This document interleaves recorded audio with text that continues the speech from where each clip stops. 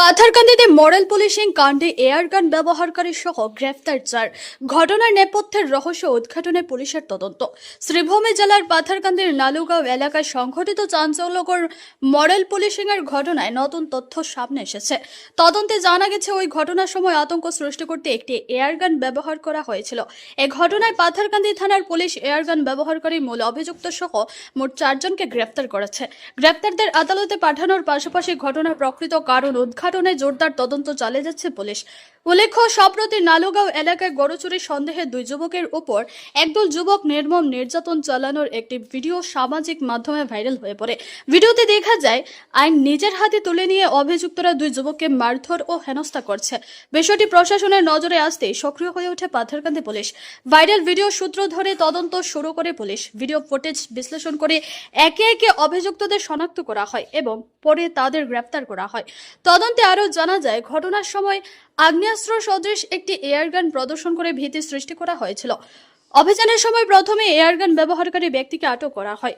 গ্রেফতার হওয়া 4 জন হলেন এয়ারগান ব্যবহারকারী শ্যামল সিনহা, মন্থন সিনহা, দুদুমণি সিনহা, ভাস্কর সিনহা। পুলিশ জানিয়েছেন, ধৃত 4 জনের বিরুদ্ধে প্রাসঙ্গিক ধারায় মামলা রুজু করা হয়েছে এবং তাদের করিমগঞ্জ জেলা আদালতে পাঠানো হয়েছে।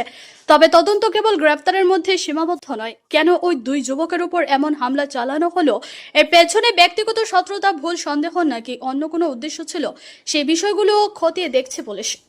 ঘটনার প্রকৃত নেপথ্য কারণ জানতে ধৃতদের জিজ্ঞাসাবাদের পাশাপাশি এলাকায় ব্যাপক অনুসন্ধান চালানো হচ্ছে।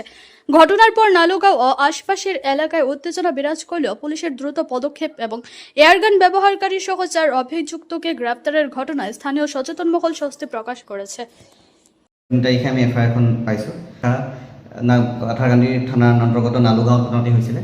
তাত আমি এতিয়া গম পালোঁ দুজন যুৱকক কিছু ব্যক্তিয়ে দলবদ্ধভাৱে আক্ৰমণ কৰিছে, এটেক কৰিছে। তেতিয়া আমাৰ পুলিচ টিম গ'ল আৰু 2 জন যুৱকে উদ্ধাৰ কৰি আনি পেলাই আমাৰ যি হস্পিটেললৈ প্ৰেৰণ কৰিলে চিকিৎসাৰ বাবে। আৰু তাৰ লগে লগে যে অনুসন্ধান কৰা গ'ল, তেতিয়া গম পোৱা গ'ল যে ব্যক্তি দুজনে নালুগাঁৱৰ প্ৰায় নিশা 9:30 মানত তেওঁলোক আহিছিলে। আহি পেলাই তেওঁলোকে যি এফআইআৰত কোৱা তথ্যমতে তেওঁলোকে গৰু তেওঁলোকৰ বিচাৰি আহিছিলে, তেওঁলোকে হেৰুৱা গৰু। কিন্তু এই ক্ষেত্ৰত কিবা ভুল বুজাবুজি সৃষ্টি হ'ল আৰু তেওঁলোকক সন্দেহজনক ব্যক্তি বুলি ভাবিলে আৰু সেই সকান্ততে তেওঁলোকক ওপৰত যি দলবদ্ধ আক্ৰমণ ঘটনা হ'ল। আৰু তাৰপিছত আমাৰ subsequently on the basis of the FIR আমি এটা কেছ ৰেজিষ্টাৰ কৰিলোঁ 70/2026 পাথাৰকান্দি PS কেছ নাম। আৰু এইখনত অধিক অনুসন্ধানত আমি আৰু কণ্টিনিউৱাছ ৰেইড আমাৰ চলিলে। আৰু তাৰ ভিত্তিত আমি এতিয়ালৈকে বৰ্তমান 4 জন ব্যক্তি আমি এৰেষ্ট কৰা হৈছে। আৰু 4 জন ব্যক্তিক তেওঁলোকৰ নাম হৈছে ক্ৰমান্বয়ে দুদুমণি সিনহা, ৰাজাৰগাঁও পাথাৰকান্দি PS, ভাস্কৰ সিনহা, নালুগাঁও পাথাৰকান্দি PS, শ্যামল সিনহা, ৰাজাৰগাঁও পাথাৰকান্দি PS আৰু মথনো সিনহা, পাথাৰকান্দি PS। তাৰে তাৰ স্পষ্টকৈ আমি সেই ভিডিঅ'ৰ পৰা তথা আমাৰ লোকেল তথ্যৰ পৰা অনুসন্ধান কৰি গম পাইছোঁ এইকেইজন লোক জড়িত আছিলে।